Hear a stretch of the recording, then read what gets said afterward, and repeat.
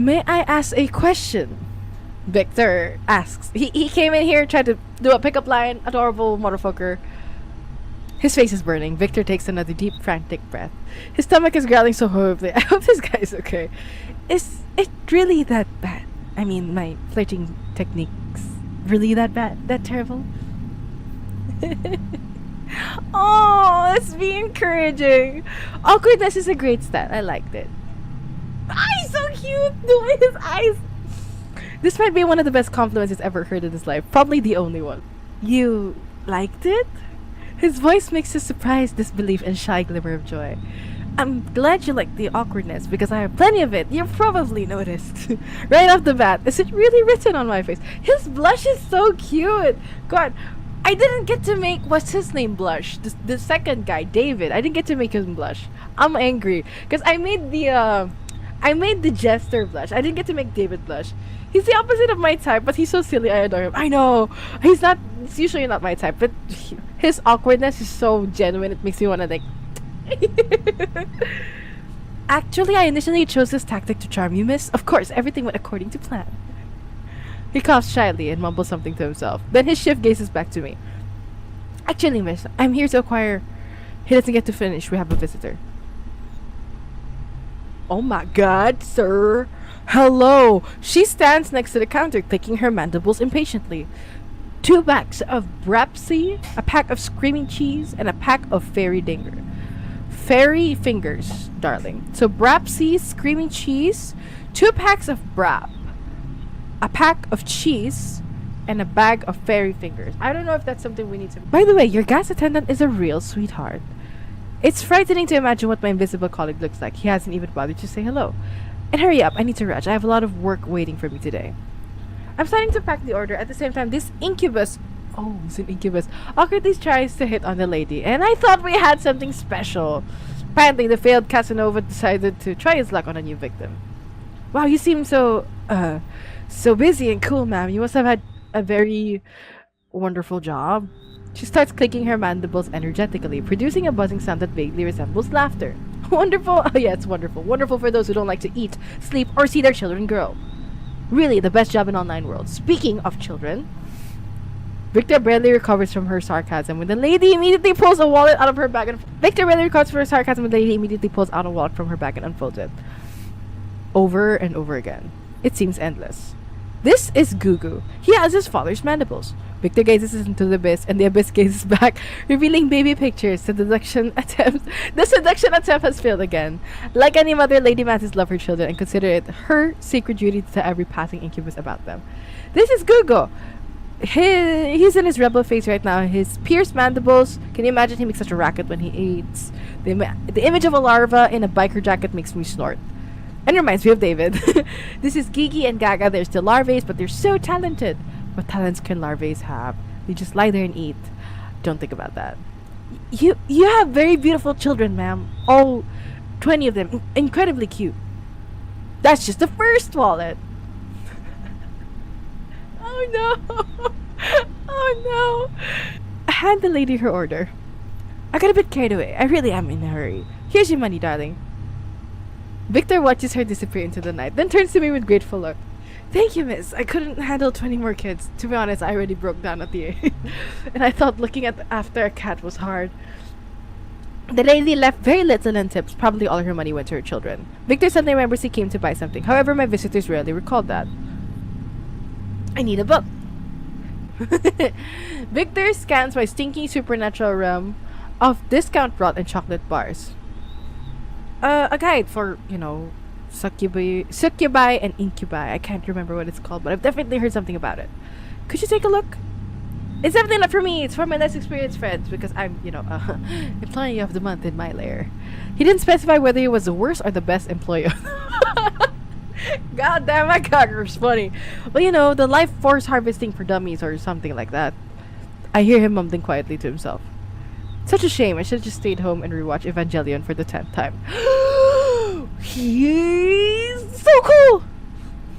Save. I'm heading to the storage room just a few hours I was rushing around here looking for blood for a very hungry monster. Now all these vials and ice tentacles seem less ominous. A gigantic dead moth lies on top of one of the boxes, or perhaps it's very tired.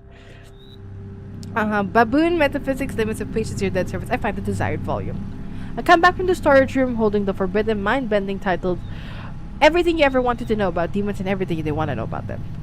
This is definitely better than those PDF guides for various sites for, never mind who. Clearly not for the whole family. Let's study it. Yes, it would be unusual if he just paid me, tipped me, and moved along. So I... Damn, my character came from David and then became all sarcastic with a cute, shy boy. In fact, that would be an entertaining educational lesson. It certainly won't be necessary. The guy looks over these pictures are enough to make him faint. The sooner this is over, the sooner I can send him on his... He's so pretty. What the hell?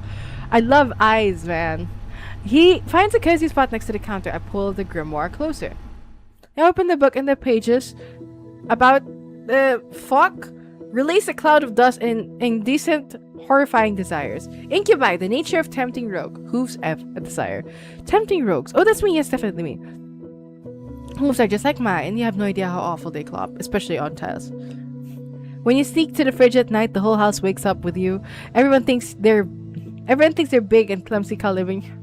He's so fucking adorable. God, I wanna kiss him. Just smooch that motherfucker in the face.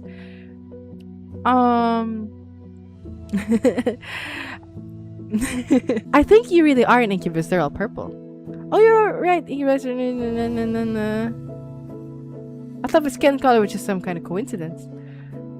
They just spin off the color until you stumble upon something weird. He gives you a cautious look, as if not entirely sure about the coolness of his purple hue. I love purple! Too bad I'm not purple. I fucking love purple! His face immediately brightens with He's so cute, god damn it. I think it's pretty cool too. It's nice to know you like my, what's it called? Demonic phenotype? Sorry, I found him too cute. Victor turns his attention back to the book and runs his clawed fingers down the line. Incubi, appreciators of the vibrant hues of color. They draw power not from blood or life force, but from pure potent energy of mortal emotions. Ambrosia, what a fancy word. Positive emotions. Practitioner can also sustain develop with more coarse, fickle energies of negative, despair, horror. Oh shit. Horror and humiliation. This is a lot of words. It's no wonder that now, after an argument with someone in the comments, I feel like I've eaten a few raisins. Judging by their expressions on his face, he clearly isn't cut out for horror and humiliation. His limit's probably arguing on 4chan, also a kind source of horrors and humiliation, but still a bit different. An incubus can a bit less effectively form a symbiotic connection by feeding up a single consenting mortal vessel. Okay. The mortal, in turn, can also absorb some of the powers of the incubus, among other things, their immortality. A plenty of emotion, most hated for the fact to earn money. Oh my god. A whole mountain of raisins of Victor, or whatever he called it. He's so cute, he's so close to my face. With a relief, just one person, the thought of having to chase after a whole bunch of strangers makes me feel sick.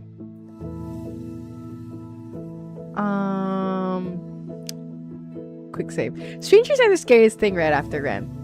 Yeah, I totally understand you. It's probably he's so cute. He's such a cutie pie. It's probably even harder to deal with clients like me. Communication is already a horror show in itself, and then you add a literal horror with vampires, ghosts. Just a nightmare. Just he really looks at me with sympathy. He feels sorry for me. I don't even know how to react to that. Trying to understand what people want from you is quite the challenge. It's no. The second one was really hard. And somehow he's turned off your screen and you're paralyzed. Basically, yeah, I completely get you. What? Victor flips through the grimoire, reading the chapter titles. Techniques of road seduction, juicy emotional juices, using lascivious. What is that word? Energies for... God, there's so many hard words in this game. Thaumaturgical purposes. I don't even want to know. I just want to not starve without energy and maybe pay my rent. I don't need to be lusty cousin of Doctor Strange. He finally jabs a finger at a random chapter title somewhere in the middle. Love letters. It seems completely and irrevocably outdated, especially that part of the carrier pigeon colors. Love letters? Who writes love letters anymore? Just reply to text messages now, right? Let's work on this before moving on to more complex seduction methods. He pulls out a pen from somewhere, cheap ballpoint pen with a little anime cat charm and end on it. I hand him a grease-stained napkin like everything in this rotten place. The book says to convey aching adoration and a hint of forbidden desire. Victor starts scribbling something on the napkin. Maybe something like this then. Oh no! Oh baby! Try again. Victor, try again. Yeah, I guess this isn't the most aching thing in the world. He takes the least greasy napkin from me and starts drawing again. What about this?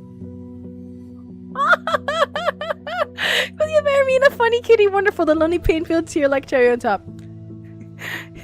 Check the yes box. Wait, let me quick save. Check the yes box. Victor's mind is now blue screen of death. He's so cute and easy to just I want to shake his shoulders. Oh my god. This probably means the picture turned out well, right? With trembling hand, he takes the drawing for himself. If my client gets a heart attack, Bob will probably kill me. Victor continues to flip through the books, recognizing the desires of the vessel. He scans the first few lines, all about certain subtle hints. He glances at me. What does Vessel AC want? Vessel wants money. It's very simple, my dear sir. We want money. Vessel wants fame, love, adoration. The vessel wants simple human sofa and cuddles on it. The vessel wants to leave work as soon as possible. Let's not linger, young man. That's so mean. The vessel wants money. Victor, who was expecting some incredible revelation, blinks in surprise. Alright, of course, that makes sense. With this, we can work with it. It says here that incubi naturally affects values, including maternal wants, and they always have something to offer mortals. Well, to anchor the central aspect of the material, honestly, my finances have been okay lately. I'm curious, where exactly did he sell his soul? I feel like I've been selling mine to my employer my whole life, but somehow it always $3 an hour. Oh no! Ah, that's so funny. We continue to study this villainous seduction material. The art of verbal seduction and slippery flattery. To his surprise, Victor finds no mention of the fact that the pirate compliments works on living people. While very dramatic, my idea is quite simple. Say nice things, do not say unpleasant things. This is definitely outdated. If I tell someone his eyes are double gateways to the champ LDCs, I'll definitely get sprayed with pepper. And this good lord, when I kiss you, I tremble like a paralyzed beggar. God, I would laugh at somebody if they use that pickup line on me. That's too much even for me. Good God. I'm trying to latch on to something particularly attractive about my appearance. You have very elegant ear shape. No, you. Oh, I kind of want that. No, you. Do I? It's so easy, it's so cute. Thank you. You're very nimble now. But there's no instruction for when someone compliments you back. Probably don't blush. And that's something I didn't manage. He's so cute, god damn it. He takes a deep breath, gathering his courage for another compliment. Actually, you seem so calm and collected. You remain polite no matter what. Patient. That's an incredibly rare phenomenon, especially in a place like this. You have to be incredibly strong to stay so cool under such pressure. The person was struck down for ordinary basic politeness. That says a lot about our society. That smile. That wasn't bad. He smiles gently in response. It's so easy to get hearts of him. He's so cute. Despite everything, he starts to relax. He's probably beginning to feel more comfortable around me. But I never thought a monster would struggle with discomfort. Fuck my life. I can't read. Another chapter. How to be a mirror. Didn't know we could change. Oh, it's metaphorical. Okay. Least resistance, gaining moral attachment. Just be yourself. My mom lied to me. Yeah. Similar interests. Yeah. To be friends with somebody, you gotta like click with them, almost mirror type, actually. Maybe. Not really. This is not true. We're not mirrors, guys. What do ordinary people like? Football and the weather. Definitely not anime and Dark Souls. Dude, I love anime and Dark Souls. Discussing the brilliant soundtrack of Silent Hill with people is a bad idea. No, I like that. Tell me about it, that's for sure. Right, practice. The book says practice is key to success. His lift gaze to me. Okay, let's save again. He's such a cutie pie. And so far, we've been winning it. Play along with me, please. Like, we just met. Beautiful mortal soul, I've appeared to you in half dreams so many times, but I've finally decided to. He's so cute. His face is so cute. God damn it. I've appeared to you in half dreams so many times, but I've decided to find you in reality. I won't let you go so easily again. Even though the words aren't the most elegant, there's something supernatural about them. I still begin to feel the pull. A shiver runs down my spine. Oh, I really like this one though. You don't have to pretend to get close to someone or make friends. I like this one. Victor carefully crafted seductive expression shatters into pieces. His eyes widen. He blinks several times and his gaze lingers. Wait. I kind of want to see what the other one does though. This one. He moves closer. Oh, I don't think this is the route I want, but you know. His movement suddenly becomes smooth and eerily graceful. The words this creature now speaks bypass my mind and penetrate straight to some primal parts of my brain. I play along, but part of me realizes this isn't entirely a game. I'm a mortal being, and he's a demon from hell who came from my wretched soul. I know this is dangerous, mortal. That it's wrong, it's forbidden fruit, but doesn't this make it all sweeter? Now, the last remnant of reason within me protests. Oh yes, everything else replies. I lean into him with my whole body eager to hear the last forbidden, incredibly sensual. Oh wait, my leg just cramped. I reasonably abrupt cut this off. We're back in that little gas station. Sorry, you couldn't hold that seductive pose for longer than 10 minutes, but it seems like we're doing pretty well, right? What even was that thing? He's flipping through the treatises a bit longer before letting out a sigh. No, I want my other one better. This is cuter, this one. Victor carefully crafted seductive expression shatters into pieces. This is the one I picked anyway. His eyes widen, he blinks several times, and his gaze ignites with pure delight. You really want to talk about Akira Yamaoka's industrial soundscape? Sure, dude. And how they create an all-encompassing sense of psychological horror that reflects the protagonist's inner turmoil. Because I mean, the use of trip-hop elements in Silent Hill 3 soundtrack is criminally underrated. Criminally. I mean, yes, mortal, your interest is such esoteric melodies is quite intriguing. But you're right, pretending is very exhausting. You can never truly be close to someone if you're always pretending. That's true. Though I don't really need that, do I? I just need juicy, sweet emotions. Who am I kidding? I'm the most pathetic incubus in the world. I need more than just that. He's slipping through the treaties a bit longer before letting out a sigh. His stomach growls again. It seems he could use an emotional snack. I think we've covered all the important stuff. I suppose it's time to wrap things up. He starts to rise from the floor. Wait, how did it happen that no one explained anything to you? Even I had a 2-minute... I'll tell you, but promise you won't laugh? I promise. Relief washes over his face. Yes, wonderful. I accidentally sold my soul on the dark net. He holds a dramatic pause. Go on. Fuck, what an idiot I was. I dropped out of college back then because of a constant stress, moved into a tiny dump, and barely left my apartment. I was scraping by with some freelance work. I talked, well, sometimes I chatted with various anonymous folks from 4chan, people with names, gender, anything. And I stumbled upon a stupid ad. What I have to lose? Definitely not a Demon7566. And the chat offered me a chance to escape loneliness. Later, after I turned into this creature, he told me he did it for laughs. He left no instructions, just wrote, "Get good," and chat and deleted all contacts. He was curious to see if I could handle it. His chance to escape loneliness turned out to be putting me in an incredible, deadly situation.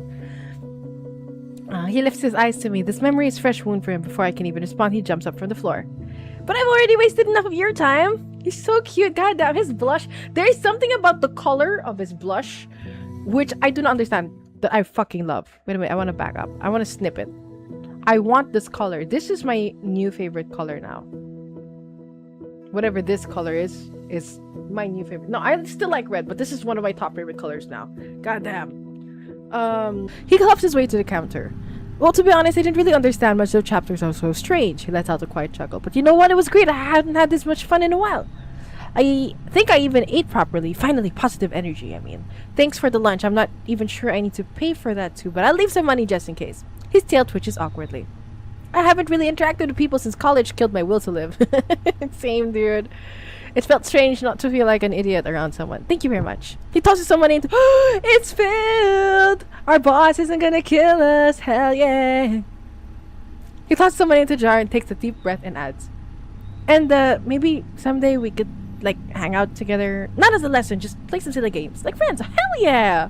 Why not as friends? We could make it a date. Wiggle eyebrows. A date?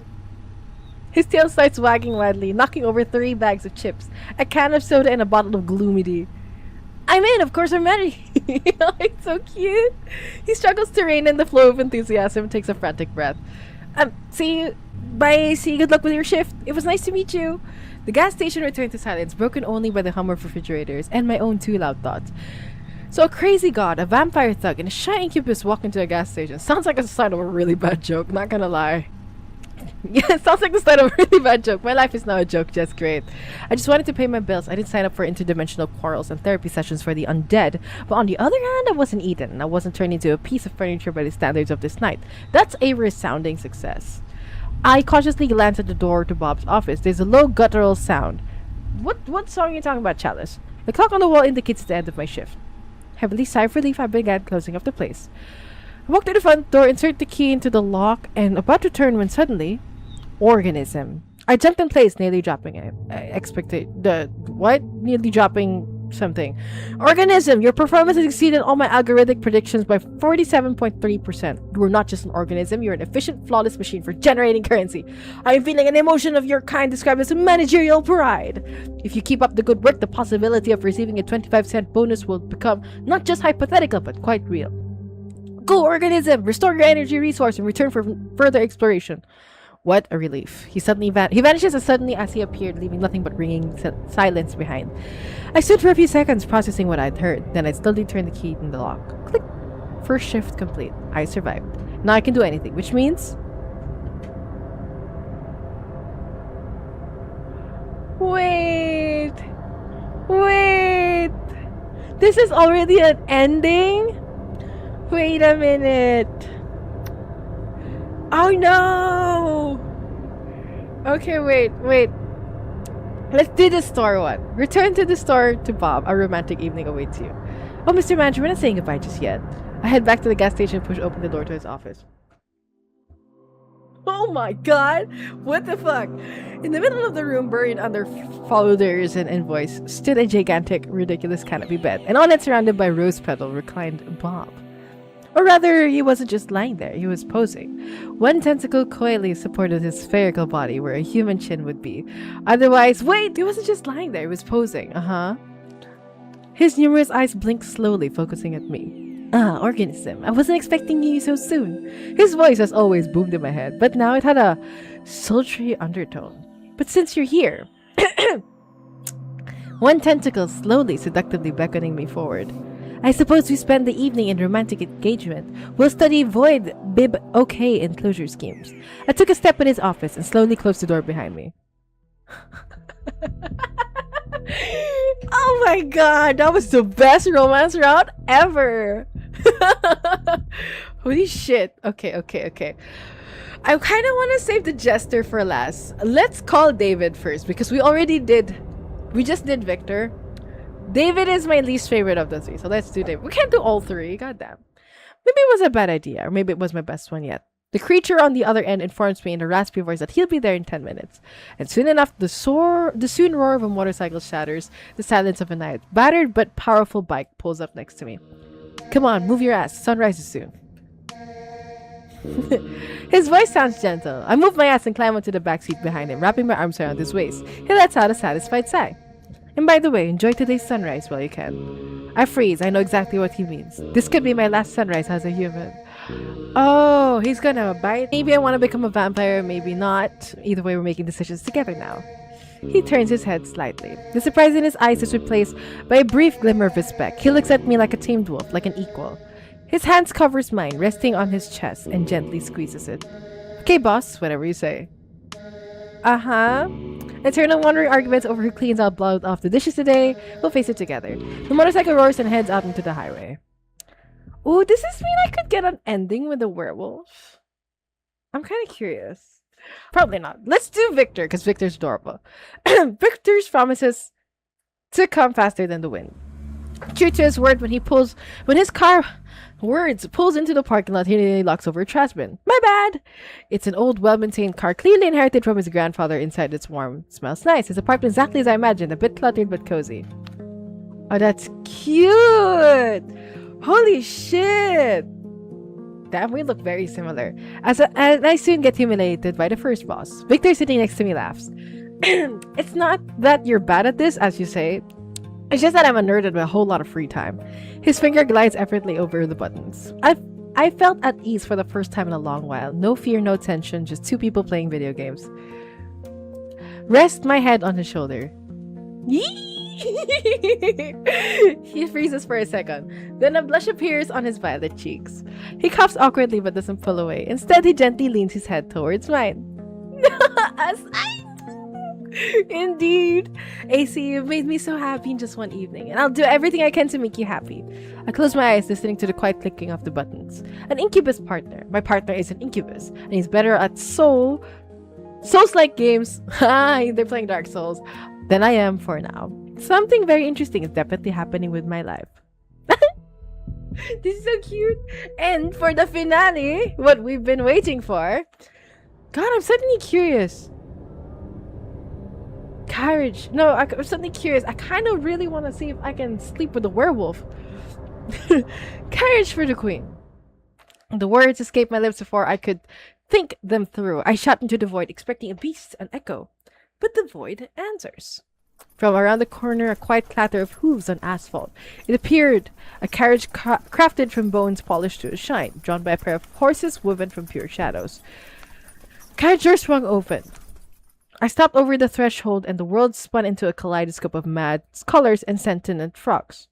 Okay, found myself in someone's embrace. Oh, that's beautiful. He's so pretty. Oh, God, was that the jester? God. Oh, no. Oh, no. I knew you would come, my dear. Darren's voice was velvety and sly. I looked down and realized that my t-shirt and jeans have been replaced by some elegant attire. How old-fashioned of him.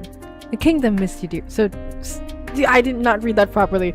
Every crooked spire of this castle longed for your silhouette. Every mad courtier whispered your name, hoping you would return and bring even more chaos to our unusual chaos. He looked into my eyes, and his gaze was a mix of madness, adoration, and the promise of utmost unpredictable eternity. Everything. I will give you everything. How about a pet? I can bring you to the most beautiful griffin. Or better yet, two, so they won't be bored when I take you for rides around our land. If one moon bores you, we'll have three. If I could get a few garden gnomes, I'm getting ahead of myself. Let it be a surprise. So beautiful though, what the hell, this art. He pulls me closer by the waist, his lips almost touching the shell of my ear as he speaks the next words. You will never be sad again from this moment. Sadness for you is just a word in a foreign language. My dear, my queen. And all it took was one night shift at a gas station. I thought it was ball. That's fair. That's fair. The return home one. No, I've had enough adventures for one day. The bus arrived surprisingly quick. I climbed into the half-empty cabin and collapsed onto the seat by the window. Outside the city rolls by ordinary people heading to ordinary jobs. My pigsty retreat never felt so homely. I didn't even bother with dinner, just shrugged off my coat and fell into my bed. A soft familiar free of tentacle ectoplasm. No monsters, no threats, just silence. And a pleasant, nightmarish dreams. Well, that was boring. And that is the end of Do Not or Don't Eat the Cashier. Thank you guys so much for playing the game with me. That was fun. That was absolutely horribly fun. And it reached every fucking expectation. The game is available on itch.io if you want to play it for yourselves, or surrender, what's his name? David to Edward. You know, just in case you guys are curious.